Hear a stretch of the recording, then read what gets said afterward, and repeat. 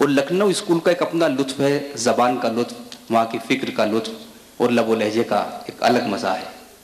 اسی سرزمین سے جس کو آتش اور ناسک کی سرزمین کہا جاتا ہے، ایک ایسا شاعر ہے کہ جو اپنے لہجے کی انفرادیت سے دور دراز تک مشاعروں کے حوالے سے بھی اور رسائل اور جرائد کے تعلق سے بھی اپنی شناخت قائم کرنے میں کامیاب ہوا ہے، جسے ہم خوشبیر سنگھ شاد کے نام سے جانتے ہیں۔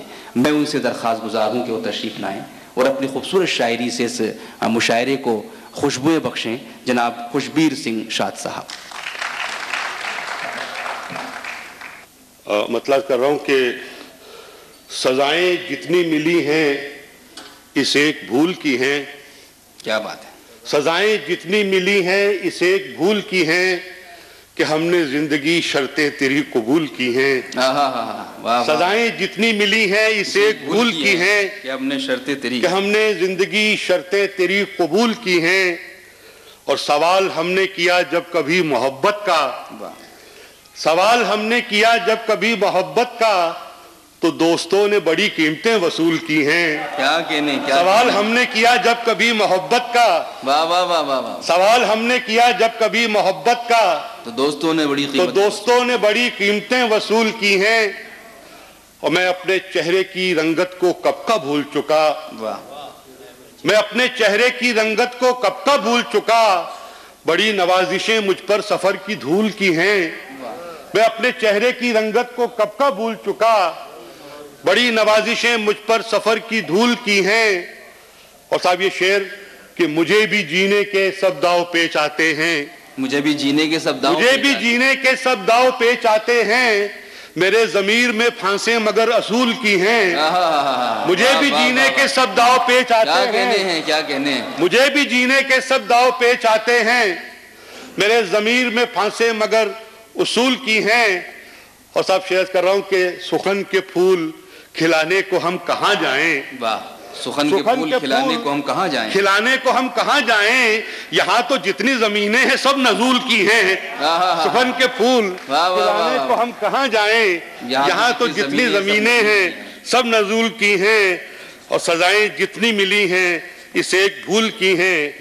مطلب کر رہا ہوں کشور جی کہ فائدہ کچھ تو ہوا اتنا ضرر ہونے کے بعد، کیا کہنے، فائدہ کچھ تو ہوا اتنا ضرر ہونے کے بعد، خود سے واقف ہو گیا ہوں بے خبر ہونے کے بعد۔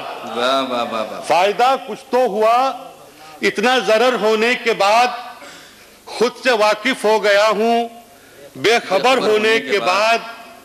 اور جب تلک کوپل تھا آنکھوں میں نمو کا خواب تھا، کیا کہنے، جب تلک کوپل تھا آنکھوں میں نمو کا خواب تھا، بوجھ کتنا بڑھ گیا ہے ایک شجر ہونے کے بعد۔ کیا کہنے، جب تلک کوپل تھا آنکھوں میں نمو کا خواب تھا، بوجھ کتنا بڑھ گیا ہے ایک شجر ہونے کے بعد۔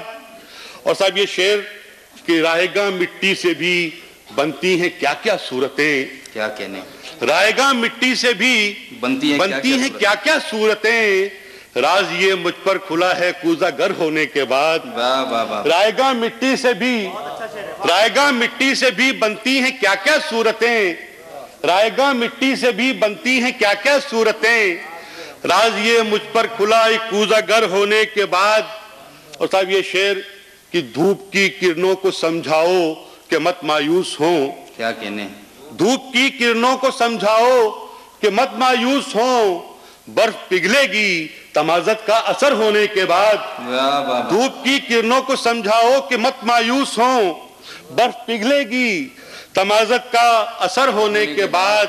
اور صاحب یہ شعر کہ ورنہ تھی فرصت کہاں اپنی اڑانوں سے مجھے، ورنہ تھی فرصت کہاں اپنی اڑانوں سے مجھے، زندگی تھم سی گئی بے بال و پر ہونے کے بعد۔ ورنہ تھی فرصت کہاں اپنی اڑانوں سے مجھے، زندگی تھم سی گئی بے بال و پر ہونے کے بعد۔